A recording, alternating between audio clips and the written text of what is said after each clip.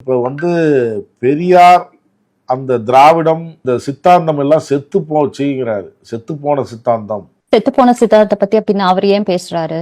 செத்து போன பெரியாரை பத்தி அப்புறம் அவர் ஏன் பேசுறாரு? அதுக்கான தேவை அவருக்கு எங்க இருந்து வருது? அப்ப பெரியார் இறந்துட்டாருங்கிறது உண்மை. பெரியாரோட சித்தாந்தம் இன்னும் வாழுது. அந்த சித்தாந்தத்துக்கு பெயர் திராவிடம். திராவிடம் அப்படின்னா என்னன்னா, தமிழர்கள் உள்ளடக்கியது திராவிடம். ஆரியர் இல்லாத, ஒடுக்குமுறை இல்லாத, ஒடுக்குமுறைக்கு அப்பாற்பட்ட, ஏற்றத்தாழ்வுகள் இல்லாத ஒரு சமத்துவமான ஒரு உலகம், ஒரு இனம் இருக்கும் அப்படின்னா அதற்கு பெயர் திராவிடம் அப்படின்னு. அதுக்கு ஒரு பெயர் தான். அது தமிழ் பெயர் இல்லைன்னு சொல்லுவாங்க. திராவிடம் என்ன தமிழா அப்படின்னு கேட்பாங்க. அது ஒரு குறியீடு, ஒரு பெயர், அவ்வளவுதான். அது தமிழாதான் இருக்கணும். நம்ம தமிழ்நாட்டுல பிறந்தோட தமிழை தூக்கி பிடிக்கிறோம் அப்படிங்கிறதுக்காக அது ஒரு தமிழ் பெயரா தான் இருக்கணும் இல்ல. திராவிடம்னு சொன்னா யாருக்கு எரியணுமோ அவங்களுக்கு எரியுது. திராவிடம் செத்து போச்சு அப்படின்னா நாங்க திராவிடம்னு தூக்கி பிடிக்கும் போது அவங்களுக்கு ஏன் எரியுது?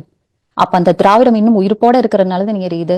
பெரியாருடைய சிந்தனைகளும் அவரோட தாக்கமும் இன்னும் இருக்கு அப்படிங்கறதுனாலதான் சீமான் மூச்சுக்கு 300 தடம் இப்ப பெரியார எதிர்த்து, பெரியார் பேரை சொல்லிதான் வளர்ந்தாருங்கிறது எல்லாருக்கும் தெரியும். அவர் வளர்ந்தது பெரியார்னாலதான். இப்ப ஒரு திராவிடத்தாலதான் விழுந்தோம்ங்கிறாங்களே. அப்ப ஏன் அவர் தூக்கி பிடிச்சாருன்னு கேக்குறேன். அவர் வளர்ந்தது எப்படின்னு நான் கேக்குறேன். சீமான் வெளியுலக படிக்கப்படி அதுக்கான விளக்கத்தையும் அவர் சொல்றாரு. நான் ஒரு காலத்துல அந்த மேடையில பேசினவன் தான், ஆதரிச்சு பேசினவன் தான். காலப்போக்கில நான் படிக்க எனக்கு ஒரு சிந்தனை தெளிவு பிறக்குதுங்கிற.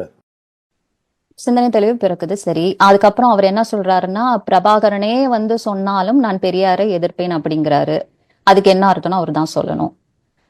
அவர் வாயை திறந்தா போய் தான் பேசுவாரு அப்படிங்கிறது பல இடத்துலயும் நிரூபிக்கப்பட்டு வந்துட்டு இருக்கு. அவர் கூட இருந்தவங்களும் சரி, ஈழத்துல இருந்தவங்களும் சரி, அவர் எப்படியெல்லாம் கதை அளக்குறாருன்னு சொல்லிட்டு தான் இருக்காங்க.